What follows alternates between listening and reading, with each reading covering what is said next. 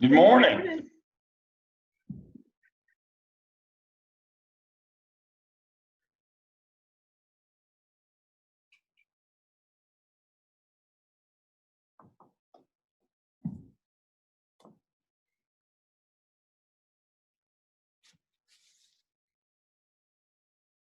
Dr. Woodson, welcome. Can you hear me? Yeah, I can hear you.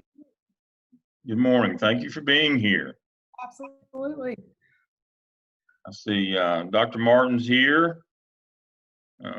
Seemed to be Dr. Mack. Dr. Hamilton and I were on the phone. He's logging in now.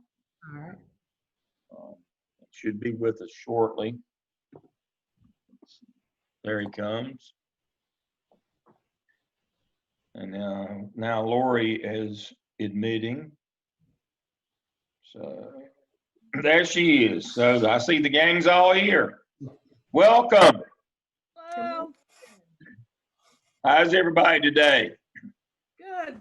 Good. Big day. All right. Hey, Bruce, how are you?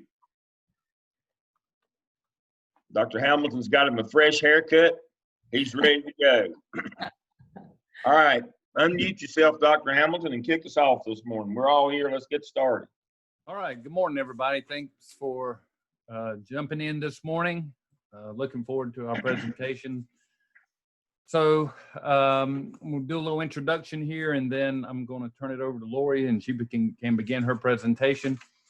As you folks know, the Doctorate in Organizational Leadership program here at Garden Web is a liberal arts interdisciplinary program that uses the scholar practitioner model for developing leaders and provides students an opportunity to develop their personal and professional leadership skills, and to do that by partnering with the organization for the purpose of creating, building, or developing organizations. Today, Lori's presenting her project management consultancy presentation, which is based off her consultancy project, which is the capstone for this program. And just so everybody knows, we do utilize PMI, Project Management Institute's PMBOK body of knowledge, and our students follow that framework for the 3 years. And so what you're going to see today is really an encapsulation of the work that Lori has done inside her executive summary. So all of you should have access to a digital copy of that executive summary. Not that you necessarily need it, but you have it available to you. And then we will have time for questions at the end of the presentation. So at this time, the only question I have before we turn it over to Lori is, Lori, would you like to have any questions about your project along the way, or would you prefer to have those at the end of your presentation? Fine either way. If people have questions as I go along, that's fine to jump in and ask. I'm good with that. Okay, great.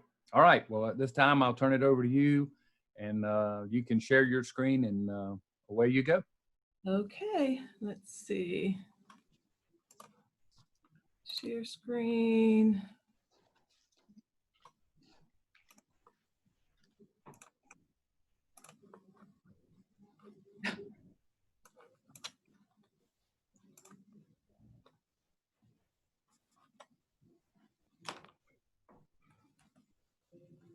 All right, so you guys can see my screen? It says something about Snagit. Snagit. Yeah, so long for now. Oh my goodness. I can see what I'm supposed to see. Let's see what's going on. Oh, not off to a good start. I see my presentation. Let me stop sharing and try it again. So,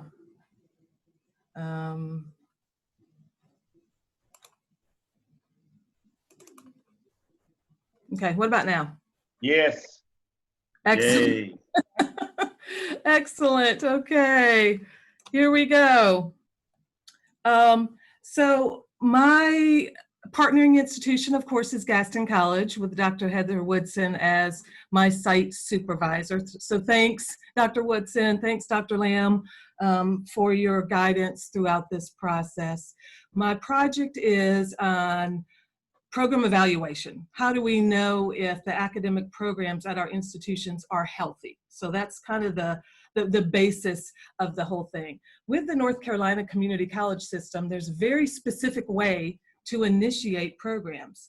You need to find out if you have students that are interested in the program. You need to find out if the industry and business leaders in our community need the program, if they're going to hire these graduates. So there's a very specific way. The community surveys that are sent to business and industry leaders have questions like, how many people will you, how many graduates will you employ the first year, the second year, the third year? How much will they be paid on average? So very specific stuff. Students answer questions if they're interested in this program. There's letters of support. There's other stakeholder information. And then after a program is started, there's a 3-year accountability report. And that report includes data on enrollment completers, stuff like that. After that 3 years, then what? You might have a program that's at your institution for 5, 10, 15, 20, 30 years that is no longer viable, or is no longer needed in the community, but there's not a standard way that the state says, hey, let's look at if this program is still healthy. And that's left up to the local institutions. So the significant challenge was identified at Gaston College as, let's have a way to determine if our programs are healthy, and if there's continued program health, program maintenance, and what happens if they're not? What's the sunsetting parameters, which the institution did not have before that time. And doing the research on this program, Gaston College is pretty in line with other community colleges with, we start a program and then it might stop if the person retires, but there's not another way to look at, is this program really still needed in the community? So the purpose is, let me get this little, oops, I was going to try to get that green thing out of the way. Let me go back up. The purpose is to create a program evaluation model and the process. So not just creating the model, which the model was created through this 3-year process, but also what does that process look like at the institution? So we want a clear picture of the health of the programs. And the goal, of course, is continuous improvement. There's our latest buzzword, but that's what it's about. How do we improve these programs? We want to look at the strengths, the areas for improvement, and any action plans that need to happen. One of the things that Dr. Woodson said early on was she wanted one place for all of this information instead of, hey, I've got to grab this book off my shelf, then I'm going to go over here and get on the shared drive and find out all this other stuff. She wanted one place. This is where she goes, and everything about that program is in that one place. So consolidating the data and telling the story, the narrative of the program in one place. Lori, Yes. can you, like, I'm only seeing your first slide right now. It's not moving forward. Is everyone else having the same problem? Same problem? Yeah, we only Okay. see your title slide. Oh my goodness. Okay, I'm going through my slides and you're not seeing them. Let me think if yeah. Let me try this and see if, thanks for telling me that. Yeah. Okay, can you see this? We're still just, you're seeing your first slide again. We're still on that. All right. What in the world? Maybe stop share again and then reshare from your, yeah. I don't know moving forward.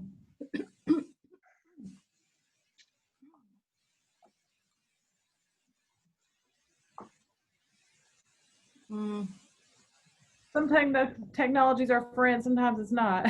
I know, this is an unfortunate situation. Okay, let me see. Do you see my? Yes, we see the, And it's moving now out? it's moving. There you go. Okay. Thank you, thank you. Okay, let me just back up.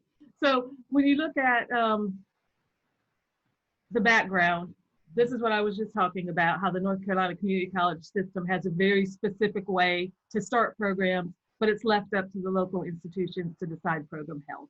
So we've got all of the stuff that the system office says to do as far as community surveys, labor market data, student satisfaction, that kind of stuff. And that leaves us with our significant challenge, which is how to determine if programs are healthy, coming up with a comprehensive program evaluation model and process.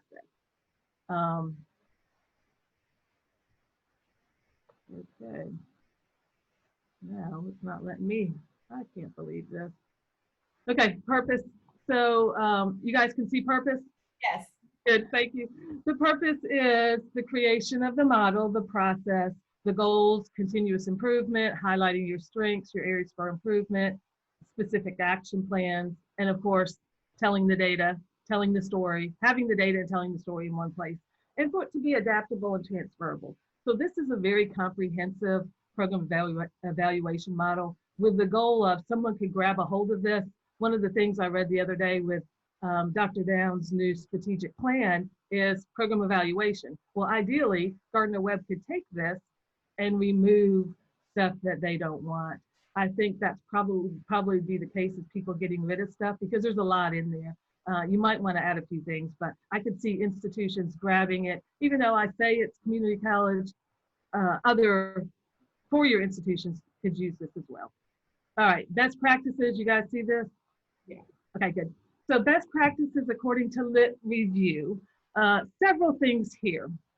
One is, I always think about how our present day attitudes, beliefs, opinions on anything have been shaped and molded by the past, and program evaluation is no different. So our present day view of academic assessment and program evaluation has been molded by the past. And it really started in the 1960s and 1970s. The first project I did in this class with Dr. Lamb that first semester was looking at how program evaluation started. And there was a key conference at the beginning, I think it was 1971, that they kind of talk about was the breeding ground basically for the data-driven decision-making movement, even though that terminology hasn't come about until the past 5 years probably. But that was kind of when everyone started talking about it. We know with K-12, there's very specific guidelines. There's a model, there's steps, you can't go outside of that. This is exactly what you do. And Dr. Lamb showed that to me one day in his office. This is what it is with K-12. With higher ed, it's more subjective, and that's hard because we don't have a model of this is what everyone's doing at the community college system, and here's your paper, here's your form, and go for it. So with that, community college administrators are left with, how do we evaluate these programs? One of the things that was determined through all this is there are some themes. Of course, there's accreditation requirements, and usually the requirement is evaluate. Well, how are we going to do that? The culture of evaluation versus and continuous improvement is a theme in the Lit Review. What are the necessary documents? And now you look at one thing, it's different than another. So there's some necessary documents, but there's not a set standard. A lot of the Lit Review talked about faculty involvement, that you have to get faculty involved in evaluating these programs so that there's a sense of investment, stakeholder involvement as well, community needs and success. So with the advisory committees, getting the stakeholders, the industry and business involved in how are we evaluating our programs. Of course, data-driven decision-making is in there with the Lit Review. But basically, at the end of the day, after reviewing all this literature, it is, there are not proven parameters. There's all this stuff out there, but there's not research on this is best practice. And there's no comparison of models. Here's what this school is doing, here's what this school is doing, here's what this school is doing. So there's lacking, we definitely have a lack of research for best practices with program evaluation. Okay, so scope, this is something we've talked a lot about in the DEOL program, is scope and staying in scope.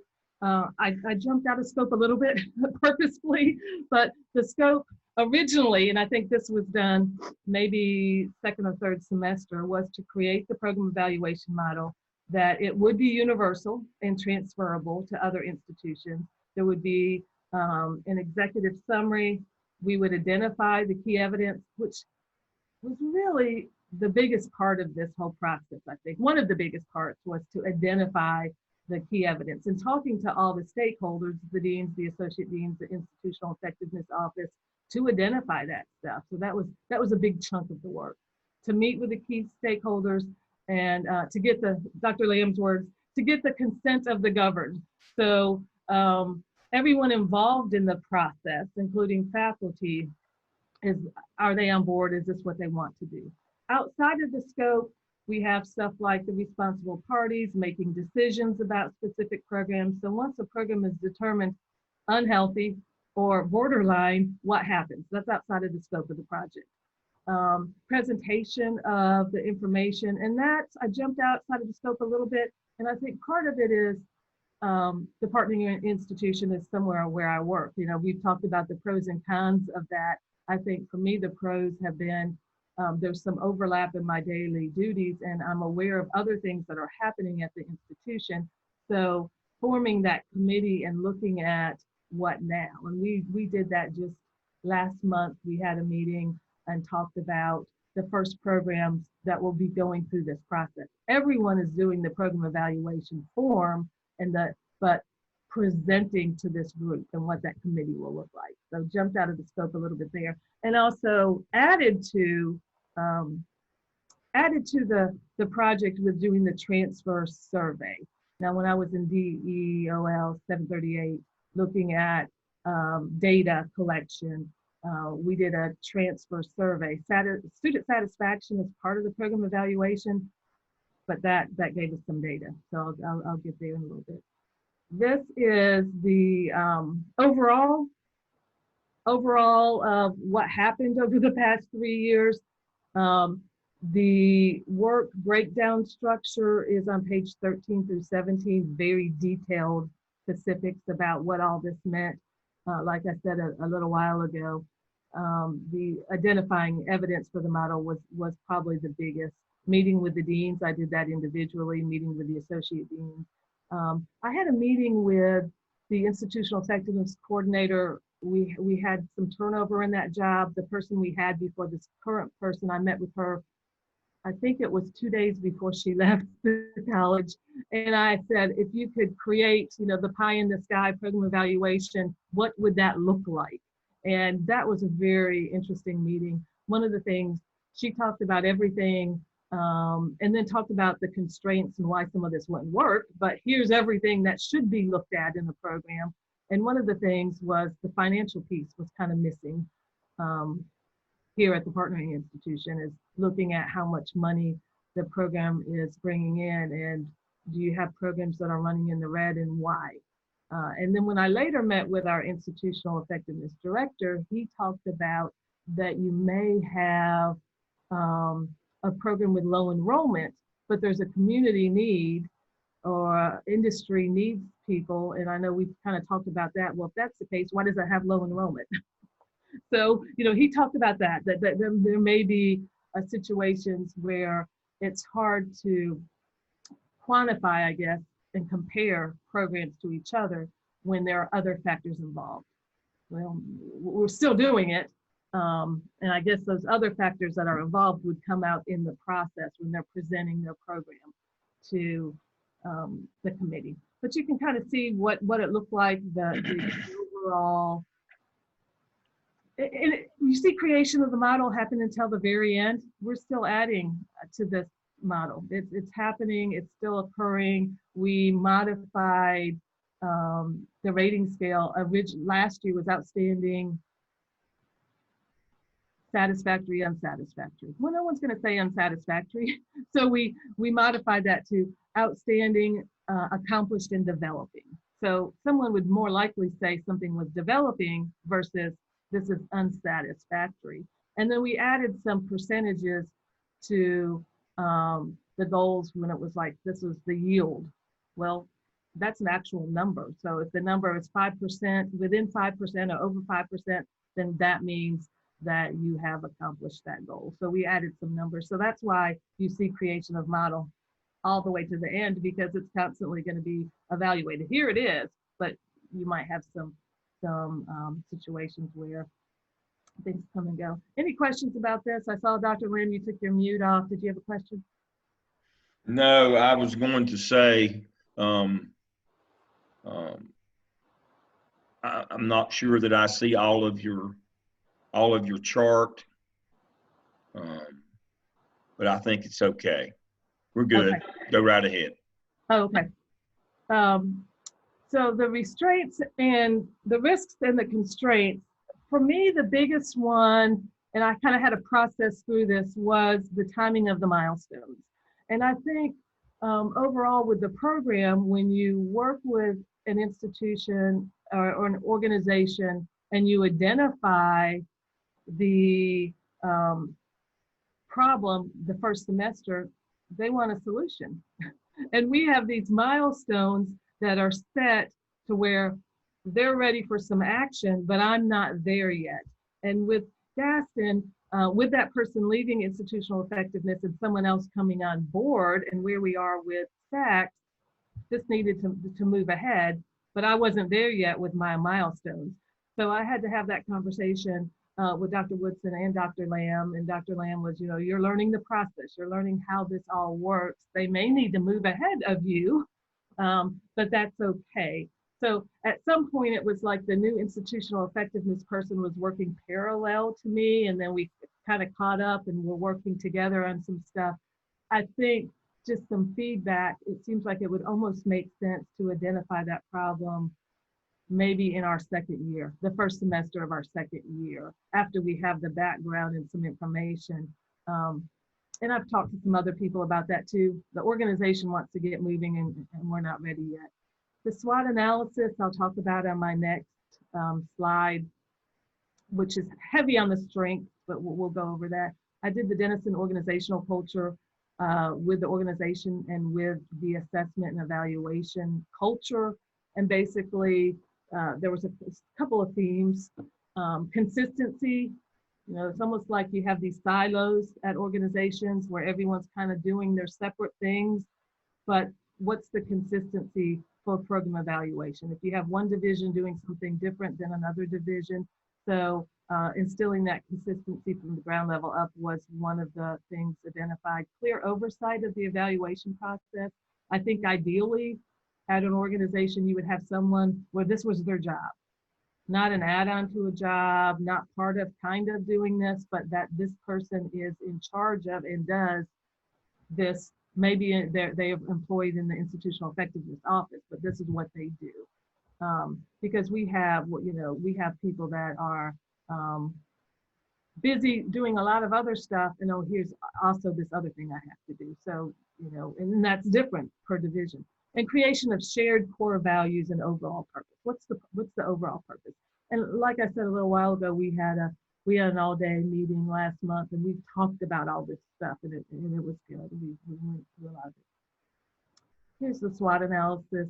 This was done maybe my second year. I can't remember what class we did. We talked about SWOT and did this, but of course, heavy on the strengths. The story of each program is told when you do a program evaluation. The program strengths and weaknesses will become evident. Sometimes those weaknesses, not sometimes, those weaknesses need to become evident. We need to know what they are.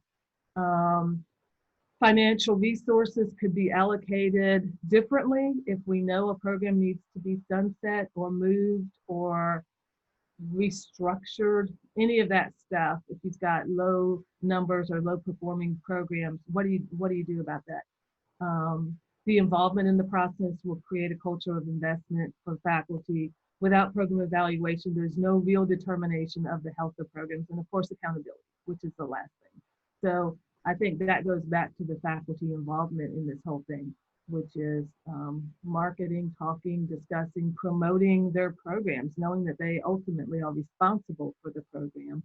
Then there's a different level of action there.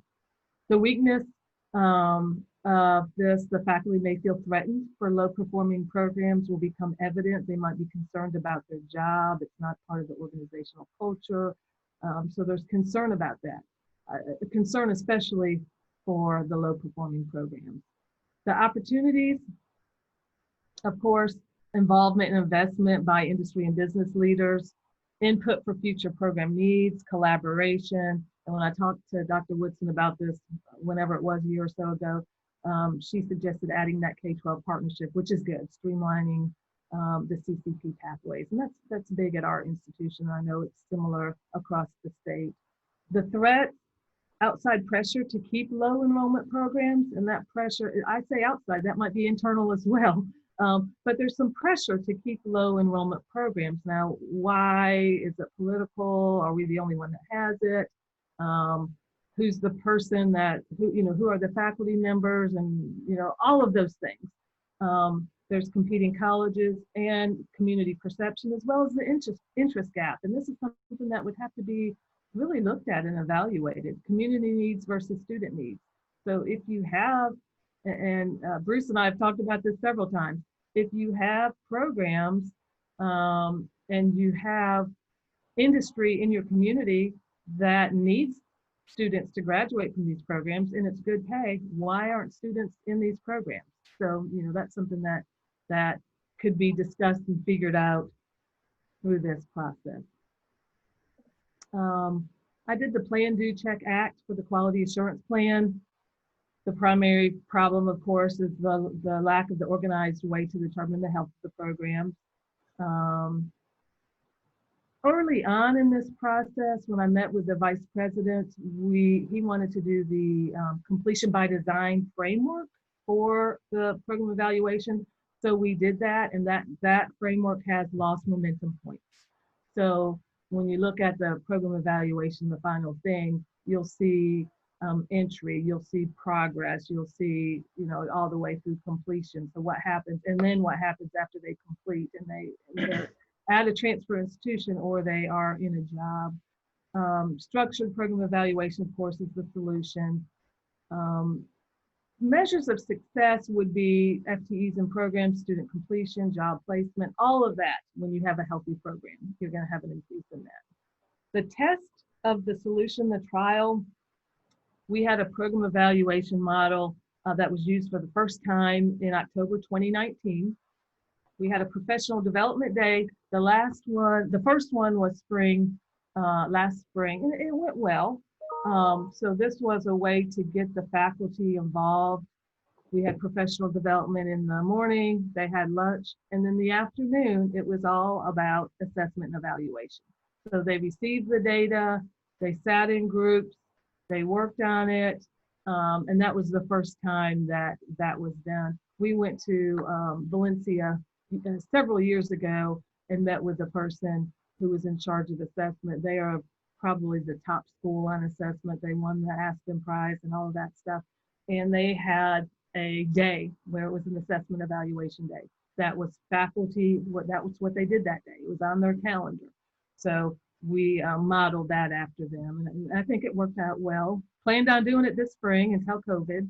So hopefully we'll do it again next spring. The student satisfaction surveys were done. And I brought this to my class several years ago. We were going to do transfer survey, and it just kind of, like, everyone's busy, everyone has so much stuff. You have good intentions, and some things just don't happen. And that was one of those things that just didn't happen. So when I was in 738 looking at all of that stuff, I revived that transfer survey and said, let's look at this, and brought it to my class, and we massaged the questions and talked about what student satisfaction looks like if you're transferring as part of program evaluation. And Belmont Abbey was the pilot that semester that I was in that class. They gave the survey. They came back and said only 12 students completed the survey, so they didn't want to give me the results. So they did not do that. So the following fall, I contacted 8 institutions. And what I learned in the spring was, instead of handing it over to the institution to have a link, have the questions put in the survey mechanism here at Gaston, and then here you go. So we ended up with 5 colleges with students that completed the survey, had 120 students. So that was pretty good. I learned a lot, I think, through that process of, you think you want to do something like that, it would be fairly easy, but emails not answered. I'm calling people, who's in charge of IE, who would do this how do I get permission to survey past Gaston College students that now are at UNC Charlotte, at Gardner Webb, at UNC Wilmington? So there are eight of our top transfers, you know, and it was difficult. I got through it. I was in the law class, and one of the things we talked about in that class is looking at policy and procedures manual. So everything that I did throughout the program, I wanted to link back to program evaluation. So what I did was look at the job description of the faculty members, of the associate deans, and of the institutional effectiveness coordinators, and where does it say program evaluation in there? So then added some stuff to that program evaluation, which Dr. Woodson has that information. I think it's going to be officially added. Review and analyze is the next part of the QA. The rating system, I mentioned that. Improve consistency, mentioned that as well.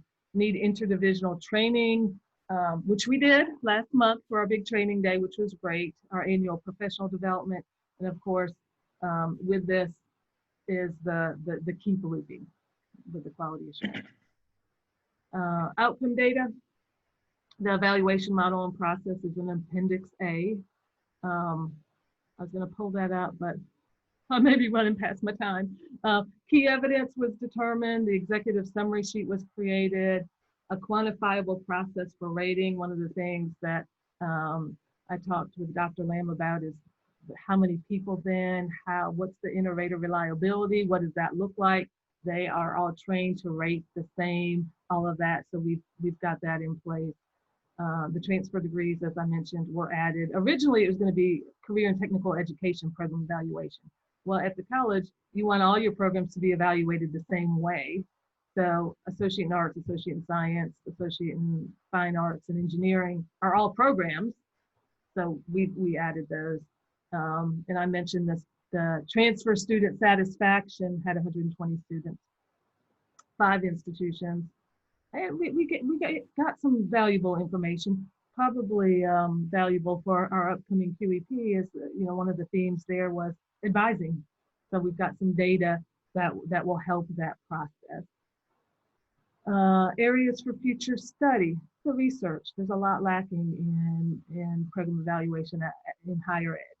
There's no programs that are compared, schools that are compared. There's just a lack. There's the definition of criteria for evaluation, acceptable outcomes. We need some research on that. And research has not supported a validated program framework. So kind of brings us back to that lit review. And then here's my reflection. Reliability and validity is something we talked about a lot. And this is interesting because I did my master's thesis on program evaluation. I've been interested in program evaluation for a long time. After going through this program, I realized I had a big problem with validity in my master's thesis. Didn't realize it. I went to East Carolina. They didn't realize it either. But I realize it now that I wasn't really measuring what I said I was going to measure. So with reliability being consistency and validity, is it valid? Are you measuring what you're supposed to measure? No, I did not. I did program evaluation of a group home in Asheville. It was a group home for emergency shelter for teenagers. Looking at the methods and that process, and then going through this program, I feel like I need to have a redo. The timing of the modules and identifying the problem early on with the partnering institution, I think is a reflection. I think that was a little bit of a roadblock for me. I overcame it. It was fine, but I think it would have been better if I started in on my second year having some background knowledge, and then I would have been able to move a little faster which is how an organization wants you to move, I think, once they've identified an issue. Moving outside the scope, that was kind of something like, don't move outside the scope. Well, sometimes you might want to, and I think knowing that I'm moving outside the scope, that whole process was fascinating to look at scope and outside the scope. The running log, I was going to suggest this for all students. I kept a running log of everything I did and every meeting and every discussion and anything that had to do with program evaluation from the beginning. And that really helped me. It helped me with my work breakdown structure. It helped me when I was working on projects. So I would suggest that that would be something that was added, is to keep a running log of everything we do. I formed some new relationships that were great. I think especially in the institutional effectiveness office. Um, the director I met with a couple of times, uh, in one-on-one. He's someone that in a meeting, you're like, what is he talking about? One-on-one, when I had these meetings with him, it was really, really good. And I loved it. I loved talking about the data. And I thought I could see myself working in this type of environment with IE at some point. I just really enjoyed that and that relationship. The other thing that, and you guys know I talking fast this whole time. I think I had 31 slides and I cut it to 12, and you're thankful. It's hard to do a summary of a summary of a summary. That was Dr. Hamilton's words. This is a summary of a summary of a summary. It's 12 slides. You're doing 18-point font, and that was difficult. And I think it's probably easier to throw out all you know, to say everything. But it's harder to get concise and say, hey, here's the model. We're trying to determine the health of these programs. This is why it's important. And here's the overall. So I think as a leader, I have definitely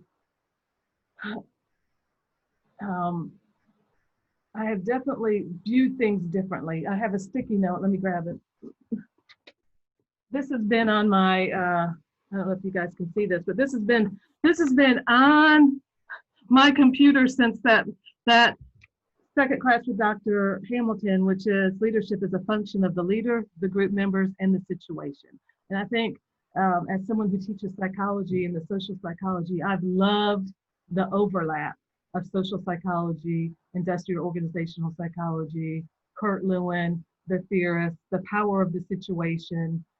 It's not just here's the leader and this is what we're going to do. And it kind of it's culminating in this last class with Dr. Martin and the adaptive leader, which I really like. But the power of the situation is great. So the being strength-based instead of problem-focused has been something I've really looked at. And I know you guys have said from the beginning, is you'll see things in your environment going through this program that you weren't aware of before, and I definitely have. And I think it kind of goes back to that strength-based and my sticky that's on my computer. I think that's it for me. What do you guys have for me? Well, first of all, I just want to say great job. And also wanted to let everybody on the call know, as Lori mentioned, there was a program review retreat that we had last month to really kind of, look at what we're doing, how we could change it based on, what Lori found and, kind of what our best practices. And she did an amazing, amazing job with that in leading that process. And I hope I'm still on because I just got a weird. Yep. Okay, gotcha. I got a post attendee Zoom notification. All right. Anyway, like I said, she did an amazing job with that. So, but I do have a couple questions for you. So you mentioned kind of one of the themes was kind of return on investment. Yeah. How much it costs versus how much we're bringing in. Is that something you feel like is an important element of this, or maybe not so much, or it kind of, it depends? I think it's important. And when I was talking to April, who was our person that left, she said that that was something that, and maybe it was political, but that was something that she had discussed with people, and they're like, no, we don't really do that. And it's probably, as Dr. Lamb would say, usual customary practice. We don't discuss, the money, and if we do, then we might have programs that are in jeopardy. I did receive, and I shared that with you, Dr. Woodson, a formula from one of the people that's in our cohort is a CFO at a community college, David Forster, and he shared the formula that they use. And I think he was an accountant for a while, and he created this formula when he was at another community college, and now that's what he's using at Halifax. So he said, please use this formula. So I think that's something that we could incorporate And I think, you know, there still may be a situation, well, this program is not pulling in the revenue, but why? And it's always the why. For me, it's always the why. If you have a program where there are jobs there, but we don't have enough students, so now the FTEs are not there, and it's low enrollment and low revenue. Why? If there are no jobs out there, then okay, we know what needs to happen. But if there are jobs out there, what do we need to do? What's the missing piece to get students in the program? So second question, obviously you talked a lot about the process for initiating a program in the community college system and about the 3-year accountability report. Are there things that you would recommend beyond that? Kind of looking at long-term accountability. So if you were to, you know, have the, you know, be able to make a recommendation to the system to say, here's what we want to look at, you know, at 6 years, at 9 years, I mean, whatever. So what would you kind of see adding to that process? Oh, I think that would be great. So right now, the system office is leaving that up to the community colleges. But if they then said, you've started this program, criminal justice, human services, whatever, 5 years later, this is what it needs to be. And there could be some metrics involved with that. How many, what's your overall student population? How many students do you anticipate being in this degree? Now you've dropped down to this. What do you do? I could see that happening every 5 years. Okay. I'll let other people have a turn. Well, Lori, I don't have a question. I have, number one, excellent presentation and wonderful consultancy. Thank you. We're very proud of you, and thank you, Dr. Woodson, for partnering with Lori Gardner-Webb on this. I have kind of an extension of what Dr. Woodson just said. I think at some point, I don't know when, I think at some point on all state programs, we're going to focus also from a program evaluation standpoint on how well our graduates or the graduates of that program perform in their job. I think that's the next step that's going to happen. When we're evaluating a program, we look at enrollment, we look at cost, we look at on-time completion rate. But then the fourth on that list is going to be employer satisfaction. But beyond satisfaction is going to be employee performance, how well they do in their job. I think that's the next piece that's coming. So that's just one of those down the road kind of things that you might need to have an eye on in your model if that gets dropped in. As you know, at Gardner-Webb, the program that I work with, we are a subcontractor to DPI, and they've now dropped that on us. Right. That's new this year. That makes sense. And with completion by design, they stop at completion. We've carried that on to transition. You're transitioning into the workforce and you're transitioning to a senior institution. But what after that? What after that transition? So then did you complete, how long have you been in that job? Yeah. You know, that's good. Yep. Yeah. So we're now having reported and measured and reported performance evaluation that's fed into the system as well. So that's coming. But I think my point is your project allows for that, and that's the next logical extension of the data that you're gathering. I think you're well placed to be able just to pick that up and continue on with the program that you have. As you folks probably figured out, I've really enjoyed working with Lori. This is kind of the kind of thing that I really like to do.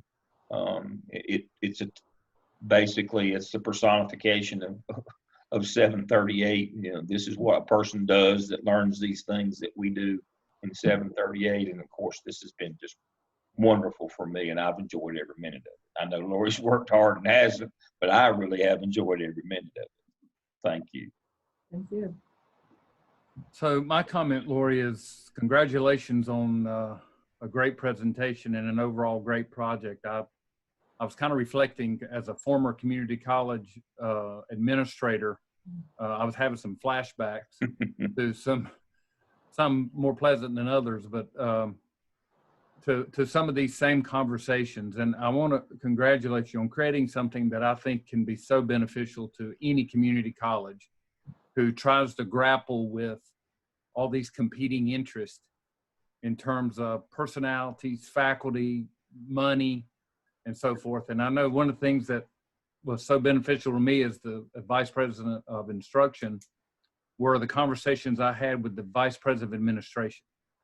And that was because I could understand the money part of it, and he could understand the academics and the outcomes and the learning of it. And together we were able to kind of approach it as a team. I didn't make any decisions academically without consulting him. He didn't make any financial decisions without consulting with me, so that we protected the classroom and we made sure that what was important that counts. I think the biggest issue with something like an evaluation is dealing with people. And you mentioned that already. As you know, in 734, when you learn about culture, what a sticky wick that becomes. And in my experience with any kind of assessment evaluation is you have people that look at it as a mirror rather than a window. It's really supposed to be a window into how things are operating, and are we doing the best we can with the resources we have. But it's so hard because people look at it personally as a reflection, and that quickly becomes a relationship-based type thing versus an evaluation. But I think it's great to have a tool that way. I think it allows for some really good conversation, but it also can get into some sticky things in terms of, especially when a program becomes institutionalized. I know at the college I was at, we had a program that was an institution. The program coordinator was an institution for many, many years. But the problem is it didn't have any students anymore. But everybody wanted that program and everybody wanted that individual. I mean, he had been awarded the long leaf order of the long leaf, and he was a very venerated individual. But what do you do when you don't have any students? Community wanted the program, the community wanted him, but you know, and so that became a political thing in terms of what do we do with a program that has no students. And so it opens up a lot of possibilities, and it really will stretch you in terms of what you mentioned, the totality of your leadership skills, because you have to use all those skills. It's not just who you are, but also the situation, as you mentioned, your followers, and then also the function of all that and the situations that you're dealing with. So I would just say congratulations on a successful project. Thank you. All right, at this time, Dr. Hamilton will excuse. Dr. Martin, do you have anything you'd like to add? We'll let you stay. The only one, Bruce, if you will log out for just a second, we'll meet now. The faculty with Dr. Woodson, and I'll turn it back over to Dr. Hamilton. Thank you, Bruce. All right, Dr. Hamilton, if you will. Yes. So Dr. Woodson, I've just got a couple of questions. First of all, thank you for partnering with us, and thank you for working with Lori and Gardner Webb. I think it's been a great partnership, and we certainly rely on those types of partnerships in order for our students. So the idea was for our students, again, we mentioned the scholar practitioner Lori's been taking classes for her, what seems like forever. And then trying to impact. So give me some comment, and on the group here as well, give me some commentary on some leadership skills that you've seen demonstrated by Lori over the last 3 years. I definitely think that, and I know Lori said this kind of earlier in her talk, was really, she's worked really hard on the consent of the governed part. So I think for me, that's where I've seen, I guess, her biggest emphasis. I mean, obviously she's looking at the research, she's looking at all that to be able to come up with great ideas for the model. But I think the relationship part is where she has worked the hardest. Yeah. She was really trying to make sure that she had input from everybody who would be involved. in the project or, in the program review eventually. So like I said, for me, that's, I think where I've seen the biggest growth, I guess, for her. So. Good. All right. So we have some program outcomes that we share with our students back when they start the program. And I want to go through, I think I know the answer to these, but I'm going to give you a chance to verbally confirm that these things. So the first question is that our students will make a significant contribution to the organization that they are partnering with. Would you agree that Lori has done that? Oh, absolutely. Absolutely. Great. Good. The second one is that the students will contribute to the overall learning environment of where they're partnering. Would you agree with that? I would absolutely agree with that. Great. And then the last one being that our students will use the knowledge, skills, and dispositions that they've acquired in this program to support lifelong learning in their profession. Would you agree with that? Yes, absolutely. Well, again, thank you so much. It was great having you partner with us, and certainly in the future, if there's other types of things, if you would like to have another organizational leadership, if there's another challenge that your organization wants to take on, please reach out to me or through Lori or through Dr. Lamb. And we have students coming in the program. We're expecting to have a dozen or so come in this fall, and they're all going to be chomping at the bit looking for organizations. And, some find places easier than others. Right. But I've got a short list of folks who always tell me, look, I'm never at a loss for problems I need or situations I need solved. So, anybody. Yeah, we're kind of.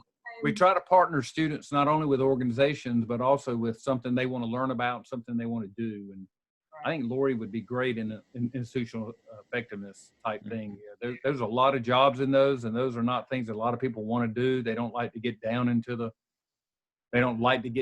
weeds with all that kind of stuff. But we need those people, and they really can generate a lot of good information for presidents and vice presidents. I think Lori might have found the career she didn't know she wanted. Yeah. Well, it's one of those things in IE, there'll always be a job.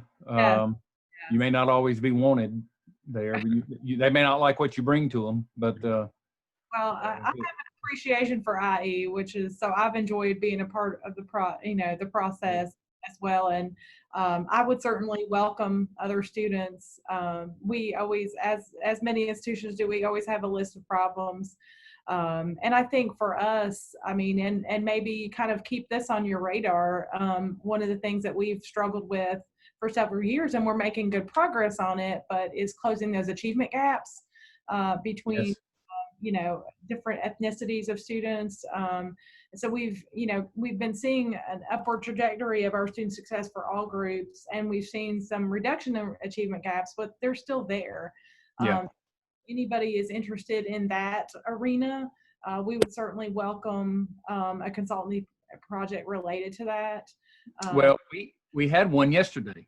That Yes. project based just on that alone. But even outside of that, we have students in some of their classwork that can do some practicum stuff, can come out and do some data gathering for you and do some case work stuff to pull that stuff. So we can help you, whether it's an individual working on that as a project or just as a group, to come out and do some data collection. Just let us know. We've got plenty of students, not only in this program, but I know in our other ed leadership program and also in our curriculum instruction. So we've got groups that, we'd love to let our students, because they love to get out and do work in the field and do stuff like that too. So yeah, we'd be glad to do that. So I guess my last question, Dr. Woodson, for you is, do you know of any reason why we shouldn't confer a terminal degree on Lori? No, I think she's ready for Dr. Metcalf. Well, I agree. I think she's done really well in the program. So Lori, let me be the first one to introduce you as Dr. Lori Metcalf. Congratulations. Yay. Congratulations. Yeah, very good. Very good. You did great work. And Lori, if it's okay, I'll go ahead and transition now, Dr. Lamb, to our charge. Now that you're going to be a newly doctored, as someone who is an organizationalist who understands it can work and improve organizations. Lori, Scripture tells us where much is given, much shall be required. And so there comes with having a terminal degree a higher expectation and a higher calling. People will ask you questions, and before they may have wanted your opinion, but now they want to know what you know. And it's okay, because sometimes we don't know everything. I know in doctoral programs, one of the things you learn is what you don't know. But it's okay, because if you don't know, you can always say, I don't know, but I'll find out. Because really a terminal degree means you know how to learn, you know how to find information, and you know how to communicate that. So we feel very confident that you'll be a great representative of the DOL and a great representative of the university, because for some people, you will be the only Gardner Webb they will ever see. And you will be an ambassador, and we're very proud of you and the work that you've done, and we feel like you will be a great representative of the university for this program. By being a graduate, you are an alumni now of the program. You're always welcome here. If you want to come back and speak to students, if you want to mentor a new student, I highly encourage that. Just let me know. We'll partner you up with somebody.